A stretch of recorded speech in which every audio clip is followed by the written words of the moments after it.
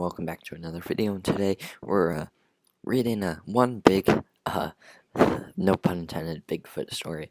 And I thought it would be interesting. But like, subscribe, turn on notifications, and let us get into the Bigfoot story. I spent 10 years of my youth homeless, drifting across Canada, hitchhiking and riding freight trains across every place. I never knew where I wanted to call home, so I just traveled this beautiful country to see which places I liked best. I have many years of experience with and trapping wilderness survival. So being standard in places has never been an issue for me. The particular story happened in summer of 2013. I was hitchhiking out of Williams Lake Williams Lake, BC, but it was getting late and I was having a hard time getting picked up in a small shoulder at an edge of town until one man pulled over and said, "I can't drive you very far, but there's a roadside rest stop a few kilometers down the highway." And I'm just gonna say something before we continue this story. Very creepy situation. Hitchhikers, I wouldn't pick up a hitchhiker, but I mean, that's just me personally. But I guess I can't say anything. Let's continue with our story. Down the highway, and I think you might have better luck there. I agreed. The man drove me a few kilometers down the highway, and driver drives me to the rest stop. And from there, I pull out my cardboard sign that says East in a bold black drive and in Sharpie.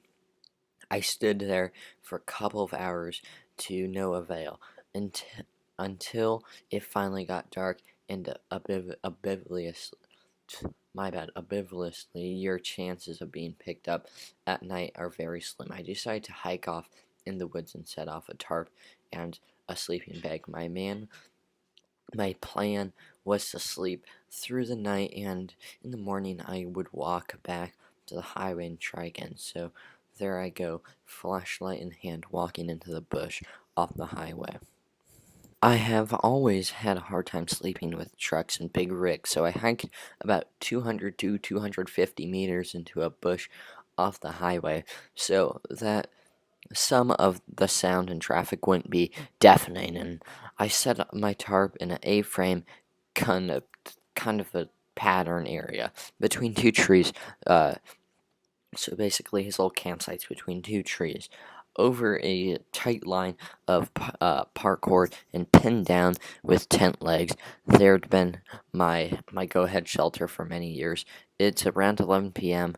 It's pitch black outside. I didn't bother to get a firewood because I was exhausted around 11 p.m. Now pitch black outside. I didn't bother to get any wood. From walking all day with a 30-pound backpack, I crawled into my sleeping bag and I was out like a light. In the middle of the night, I woke up to a tree branch cracking all around me. Big branches, whatever it was big. I heard heavy panting, breathing.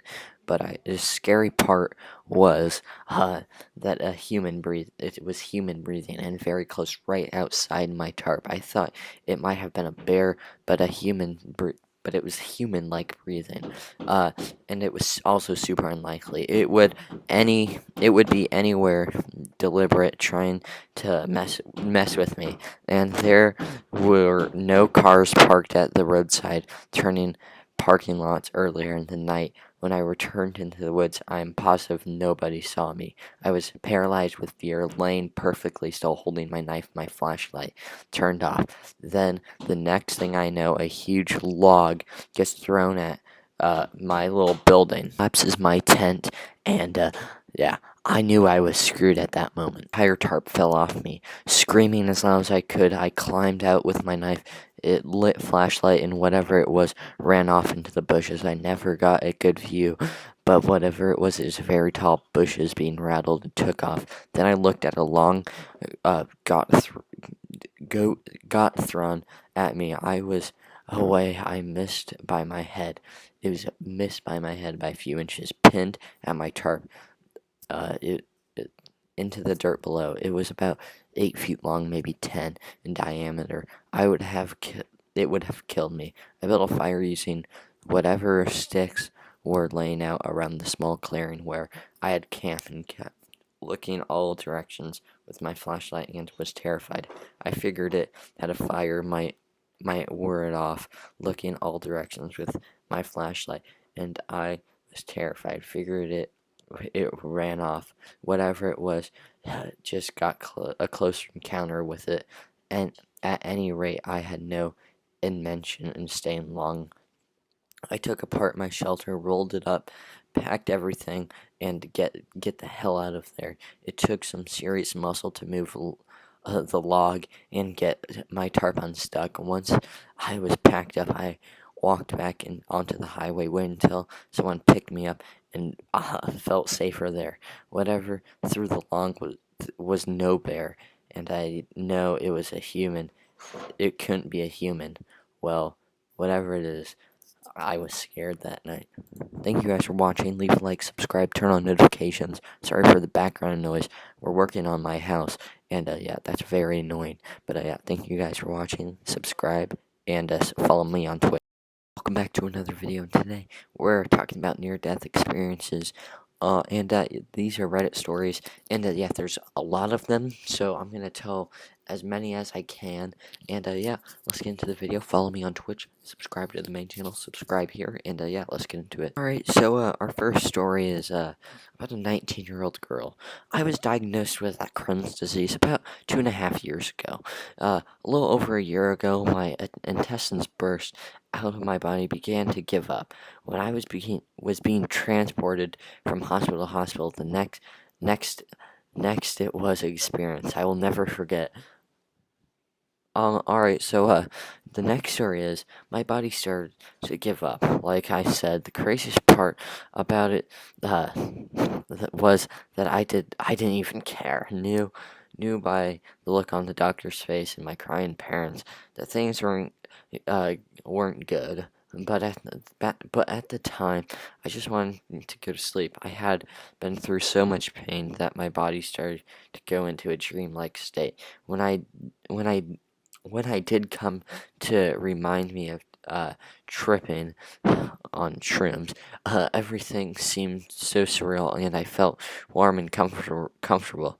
I only clearly remember bits and pieces of reality, but clearly I remember thinking back on my life in significant moments.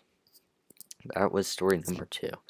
I'm a 20-year-old male who experienced a near-death experience when my appendix returned. I have no clue what that word is, but something happened to the appendix.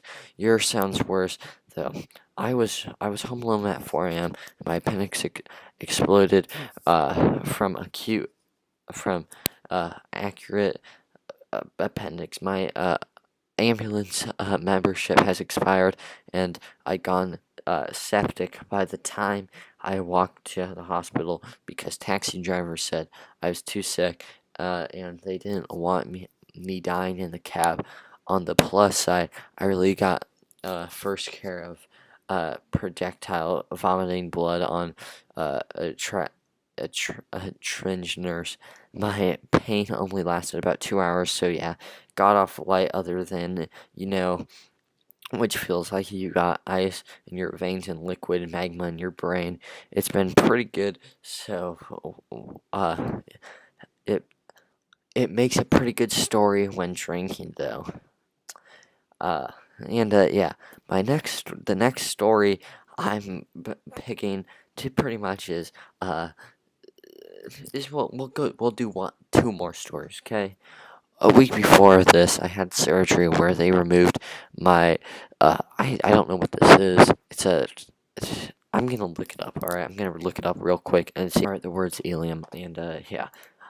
Continuing, but no one ever told me that it could rip where they reattached it. Apparently, the tissue was too damaged to hold, but I asked myself every day if that is the case. Couldn't they tell when they were looking in front of them. I don't know. I'm not a doctor. Actually, this has affected me in an interesting way. Ever since this experience, I am actually looking to relieve similar feeling. I have tried more shrooms, acid, and I continue to search. I also have openly admitted to being an atheist. I was before, but after this experience, I thought about how I saw no God at the end of the tunnel, and after I didn't care what others thought much about me. Yeah, that's gonna do it. Thank you guys for watching. Like, subscribe, turn on notifications. These were near-death experiences, and yeah, I hope you did enjoy this Reddit video. Follow me on Twitch. Subscribe to this channel and the main channel. Almost at 120 subs, and yeah, I really do appreciate you guys watching. And check out this snipe. And yeah, thank you guys. Welcome back to another video on the channel, and today we're doing alien Reddit stories, because this is super fun, and it's better than reporting Pokemon news. Yeah, in all seriousness, thank you guys for watching these videos, yeah, like, subscribe, turn on notifications, follow me on Twitch, even though I won't stream on there, and yeah, let's get right into this video, and yeah, alien stories, Reddit. So our first story takes place actually pretty recently. Someone literally just posted this maybe uh, a month ago. Skated home one night from a friend's house and watched watched a UFO move over my head. The light stopped at a point, continued moving in another direction, and proceeded to do this again, flying off into the distance. Went back to my friend's house the next day and told all my buddies. They laughed at me, but his mom came and claimed she saw the same light the previous night around the same time. They stopped laughing quick. It's all fun and games until multiple people saw it and your friends are bullying you and laughing at you, and yeah, it turns out it might be real. Once I saw a massive soundless craft over North London around 12 a.m. Couldn't have been more than 4,000 meters up. Probably was a military helicopter, given that it was a approaching light, but it was a super cool experience.